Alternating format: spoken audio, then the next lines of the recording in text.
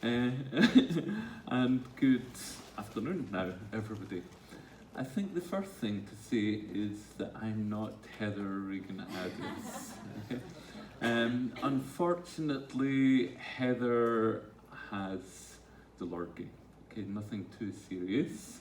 But she lives in Scotland, and she thought that given the present health crisis, that spending 8 hours on a train coughing and sneezing was probably not the kindest or wisest thing to do.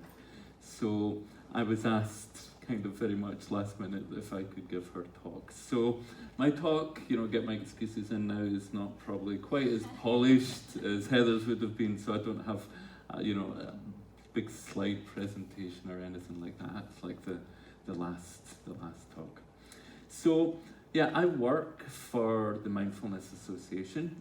I'm a lead tutor with the Mindfulness Association. So the MA, we're a big big training organisation. I just should get the plug in at the start. We have a stall, D8. If you want to come and have a chat after this, either to myself or to Jackie here, you're very welcome. Okay, so I work as a tutor for the MA, and although I wasn't involved in the writing of this book, From Mindfulness to Insight, I teach this material a lot. I teach it with Heather, and I teach it with Choden. I teach this on the Aberdeen University MSc. We have a module on this material which I teach. So I'm not entirely just a random person. I do teach this, and also I think of importance here, this reflects where my own practice is.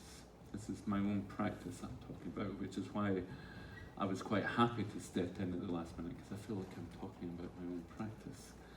So what I'm going to be talking about here is really about deepening our practice. Can I ask how many people here are maybe newish to mindfulness? So a couple. So I'm going to be covering quite a lot of ground. So apologies if there's anything you get lost, but hopefully you'll be able to keep the thread, because I think I'm really talking a bit more to people who have already done some mindfulness training. So what we can see with the training, whether we've trained in Buddhism or MBSR, MBCT, or with the Mindfulness Association, there's a certain trajectory that we go through. We start learning what you might call basic mindfulness, learning the techniques of doing the practices of the body scan, of resting our attention with the breath. We learn how to settle our minds. We learn to work with distraction, to understand distraction, etc. So this is sort of this basic mindfulness. But as we become more aware of what we might call our inner environment, we start to notice things like in the last talk, Mark talked very eloquently about the inner critic. We can use mindfulness as a way to beat ourselves up. So this is why as our training progresses, we start to have more of an emphasis on what we might call the attitudinal aspects of mindfulness. So the acceptance, the kindness, the compassion. And these start to become increasingly important, you might say.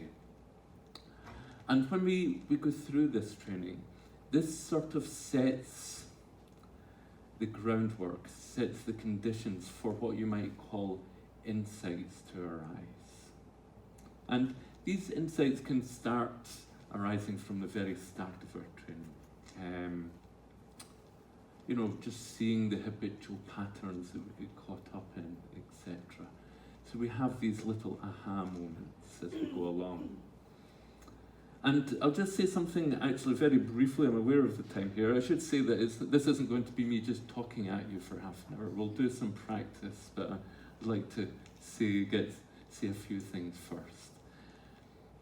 The word insight is used in lots of different ways, and different organizations use it in different ways. So people who maybe train in Buddhism, talk about insight into what they call the three seals. In Tibetan, they're called the three seals, the three marks of existence. So into impermanence, into suffering, into no self, or in some Buddhist traditions who look at insight into emptiness, or insight into the nature of mind itself. So people use it in all sorts of ways, and I'm just putting that in as an aside. Our approach is much more of a secular approach. So what do we mean from a secular perspective? And I looked up, I've got it written here if I can find it, and I did write down, I looked up in the dictionary last night, and it says, insight is an accurate and deep understanding.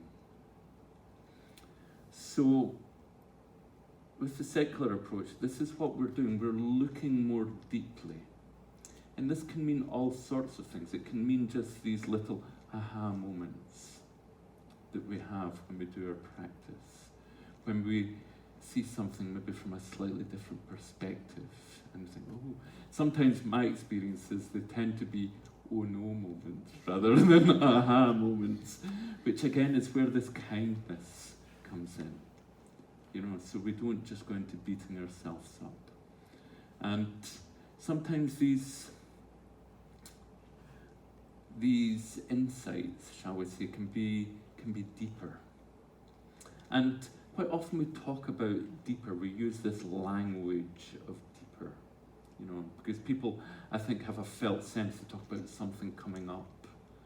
There is this deeper element of mind. I'm going to say something about that very briefly, because there's all sorts of different models of the mind around in Buddhism, in Western psychology, etc. You'll come across these. I think the most kind of widely understood way is that we have this kind of what you might call the surface mind, the rational mind, this cognitive thinking mind, you might call it the conscious mind. And this is really important. This is what helps us to make decisions and to go about our day-to-day life. So I'm not trying to demonize this in any way. And we can also see that this is kind of the classic Freudian Jungian model of the mind. We have the deeper unconscious level. And, people use the image of the iceberg, that only 10% is above the water that you can see, and 90%, is hidden. And people use that as a model of the mind, that we have these deep unconscious layers of mind. But when we start to look at our minds, when we start to look at our inner environment, what we start to see is there's sort of a layer between these, a thin layer. It's like the filling in the sandwich between this conscious mind and the unconscious mind. And some people refer to this as the pre-conscious, or the subliminal layers of mind. And when we get into insight training, what we're starting to do is to look increasingly at these subliminal layers of mind. These aspects of mind that we're not generally aware of, that we might just catch out the corner of our eye at first. So these, I'm not talking about anything mystical here. I'm talking about these expectations or assumptions or attitudes that we sometimes have in life that we're just generally not aware of. But we start to become increasingly aware of these. I'm going to read a short extract from this book. I should say also, because Heather isn't, we were going to sell these books on the stall, but because Heather's here, we'd rather a bare stall. We don't have any books to sell. I thought this was going to be a link to the last talk. I was going to read a quote from Mark Williams' book. I have bookmarked the wrong page. I was confusing Mark Williams and Mark Williamson, so so the last speaker was not the author of this book. It was Mark Williams. So a lot of you might know this book, The Mindfulness Way Through Depression. It's an excellent book. I would definitely recommend it. And when he talks about looking at the deeper layers of mind. So I'm not going to read this, it's a long quote. If it is potentially damaging to us, it is not because it is buried deep in the psyche, but because it is left virtually unattended. We have gotten so used to its whisperings that we don't even notice it is here, and so it shapes our lives. So I think that really encapsulates what we're doing here. We're having the courage to start to look at these deeper layers of mind. Glasses back on. So this is where the insight training comes in. And there's a whole book here you can read on this. There's a lot of different approaches here. Today I thought I would just introduce briefly one practice. And it's about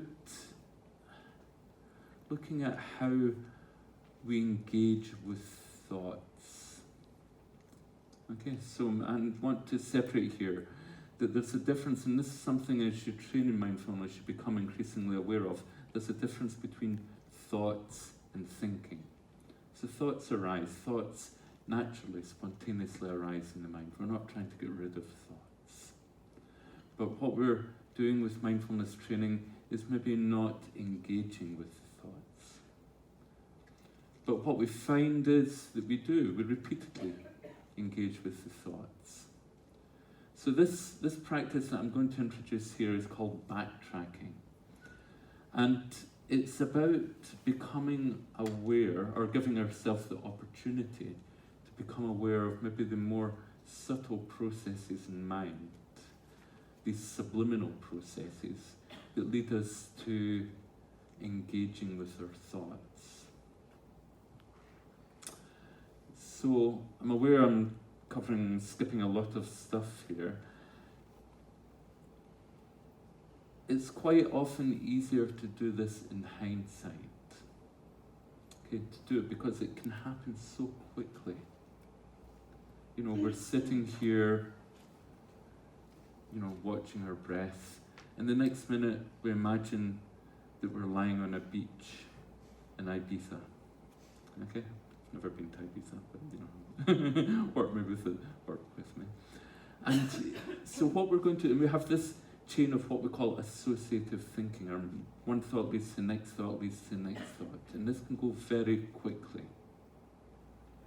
So what we're going to do is, when we're meditating, I'll guide us through it's going to be a very brief meditation, and then when we become distracted, as inevitably we will, it's okay, we've got a minute yet, you don't have to get into posture or anything.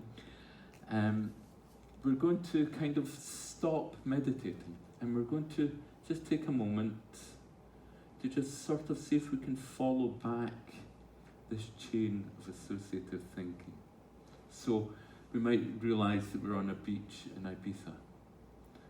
How did I get to the beach? Oh yeah, I was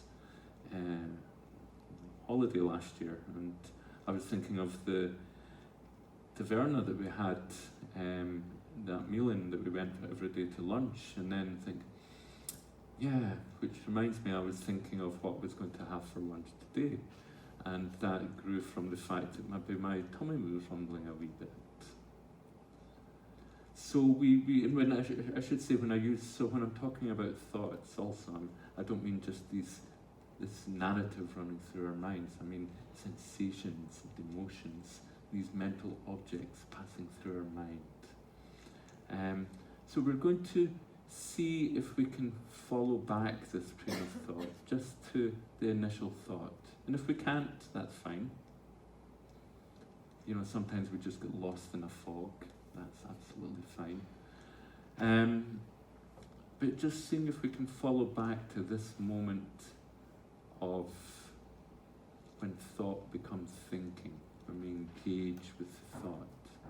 And what we're doing, and we just do this sometimes in a session a couple of times, and we're just sensitizing ourselves to maybe the more subtle dynamics that are going on in the mind. I'm not suggesting we do this all the time when we meditate. This is just a particular practice that we do occasionally, just to become maybe a bit more aware. And in insight training we have these two branches, the sensitization and then just simply the resting, just doing less and less. So keeping an eye on the time. Are we happy to give this a go just be 10 minutes maybe? I'll sit with this in my lap. So if you'd like to make yourselves comfortable, you don't have to remember all that. And I should say also, maybe just allowing the practice to unfold. We don't have to be thinking about this. We don't have to be analysing what's going on. I'll just guide us through it. So just allow the practice to unfold. Okay.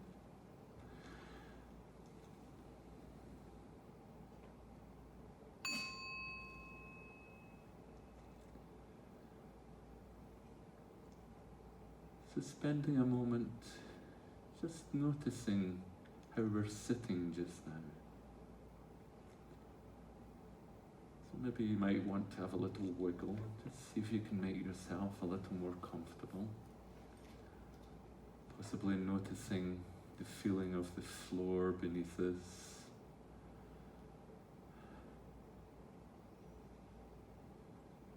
The feeling of the weight pushing down in the chair.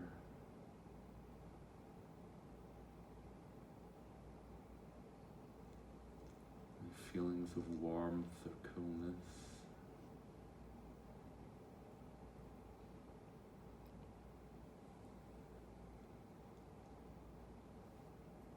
Also noticing how we might feel emotionally just now.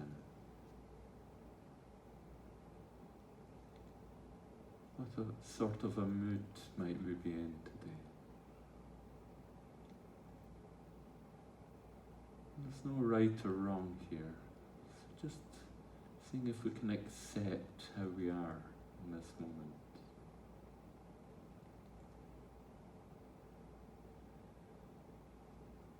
As we also notice any thoughts maybe weaving themselves through our experience.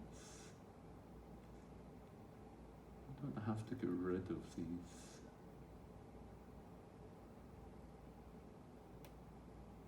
Just acknowledging their presence.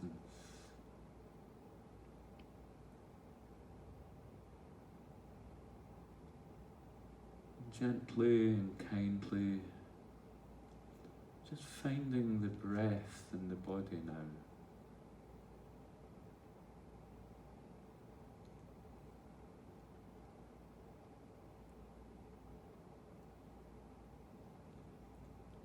Just allowing our attention to rest with the breath.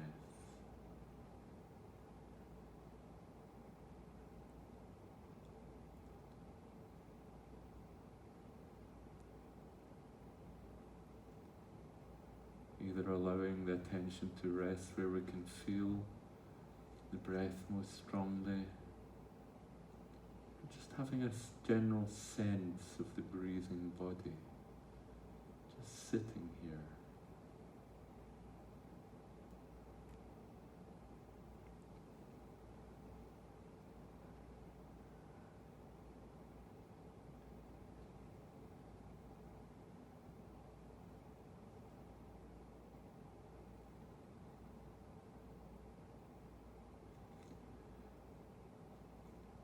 So we can still allow thoughts, sensations, memories and sounds all these different things can still pass through our mind.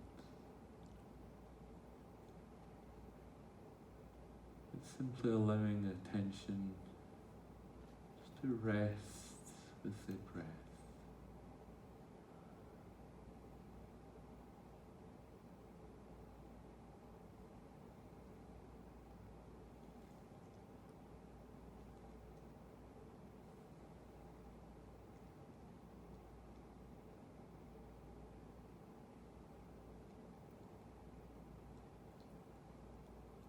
If we find we become distracted, that's okay.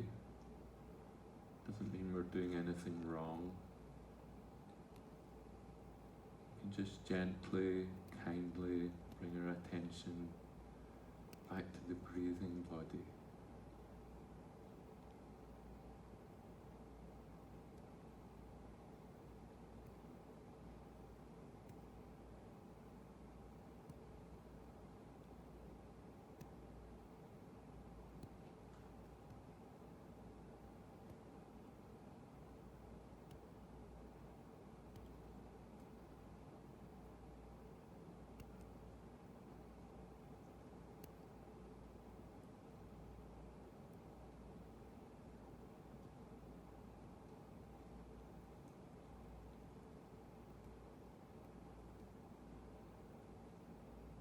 Next time that your mind becomes distracted, maybe with a strong thought or emotion, I invite you to just stop meditating for a few moments and just have a look at this thought. And just seeing if you can notice where that thought came from and where that thought came from.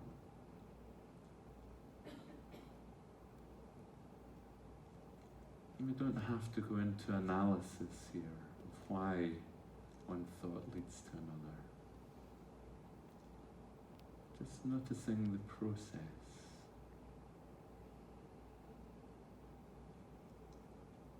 Seeing if we can track back the thoughts.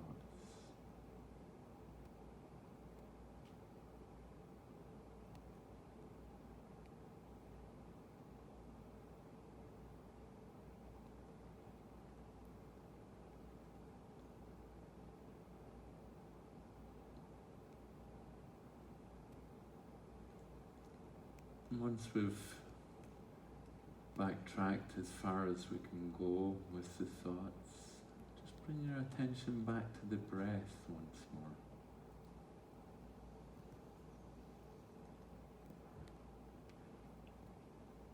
Just simply resting here with the breathing body.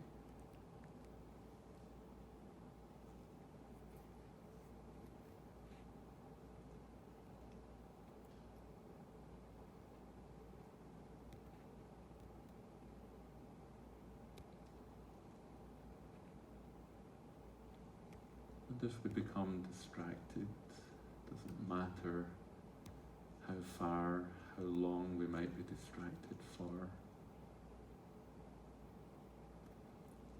Just seeing if we can trace back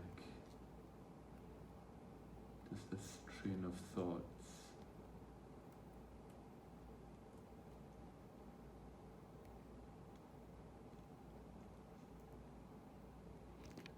Seeing if we can track back the thoughts simply to the moment that we became distracted.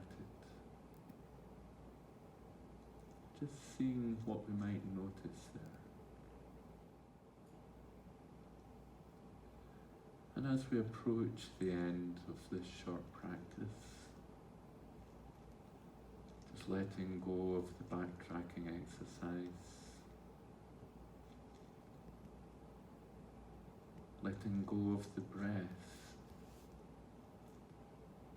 And for a few moments, just allowing ourselves to rest here, without any sense that we have to do anything.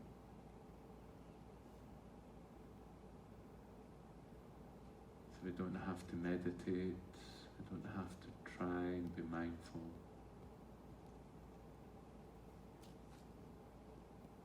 Simply being with our experience as it is in this moment.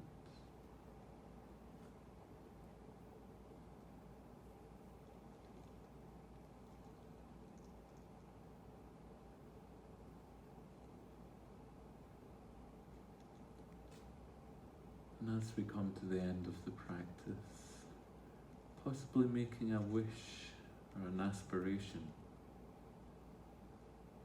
that by training in mindfulness, this will benefit us in some way. But also that this might naturally benefit everyone in our lives. Family, friends, colleagues, everyone that we come across.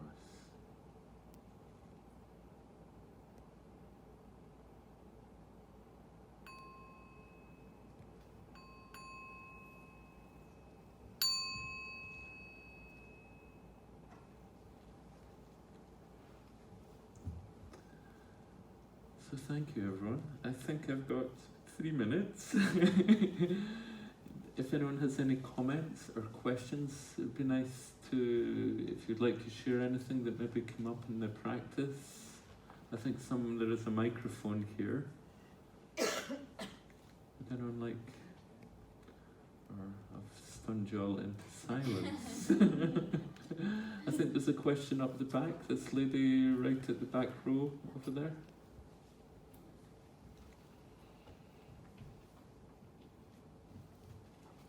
Hi there. Can you hear me without it? Yeah, I can hear you. Yeah. Okay, all right. It was just an observation, really. I'm quite new to all of this, but I've done a bit of yoga in the past, and sometimes what I find difficult is just, I think what we do in daily life anyway exists quite a lot within our minds.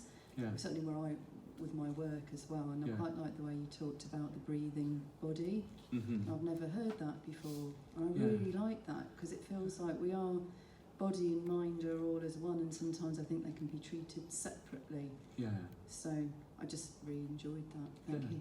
Well, thank you. Yes, and I think as we do progress with our training, you know, we work with our bodies so much. You know, sometimes mindfulness, using the term mindfulness, actually can be maybe a little misleading. Maybe bodyfulness is a better way to describe it, or heartfulness, some people say. Because, you know, we work with our bodies so much, because our bodies are in the present, and we can learn so much. There's so much wisdom in our bodies. And inevitably, by bringing ourselves into our bodies, you know, we bring ourselves into the present moment. So, you know, they really are our allies on the mindfulness journey. So, thank you. Yeah. Any other? One, I think, time for one quick question, or comment, or observation. Hi. It was just an observation, really. Sure. And I don't know if this means I was doing it right or wrong, but I found that at the beginning, my mind was quite busy. Yeah. Not as in it wouldn't stop, but as in thoughts would pop in and be like, all right, as a thought, just get back to the breathing, whatever, and another one, and then get back to the breathing. And then halfway through, it kind of almost went into, not like a dreamy sort of state, but it was kind of like I knew you were speaking and I was aware of your voice, but I wasn't really taking in like what you were saying, and it was really kind of calm and chilled. And then when we did the little thing at the end, it was like, oh, okay. So I don't know if that means I was doing it right or wrong or what. I would say that first, I think with all practices, with all mindfulness practices, letting go of the sense that there's a right or a wrong. Okay, what you experience is what you experience, and that's perfectly valid for you. Okay, and I'll say a few things. You know, we're not trying to get rid of thoughts. You know, if our minds are busy, that's okay. We can just accept that. We can observe that. Sometimes it changes in the practice, sometimes it doesn't. You know, I can't exactly say what's happening in your mind. It might just be that my gentle voice was putting you slightly to sleep. I don't know, and that's okay. Just it's good. Just even if we can start to notice that, noticing, you know, what's happening in our minds, whether that is thoughts, whether that is sleepiness or whatever it might be. This is us cultivating our mindfulness. Okay, so we're not trying to get to a particular state or something like that. You know, there's no, that you have no thoughts or some kind of blissful experience or anything like that. It's just about the definition that we use of in our training is knowing what's happening while it's happening, whatever it is. And that might be falling asleep. And if anyone's ever done the body scan, you'll know that. So, you know, yeah. Okay. Thank you. And I think I've run out of time, so thank you. If anyone has any questions, please come and find us at our stall. Okay.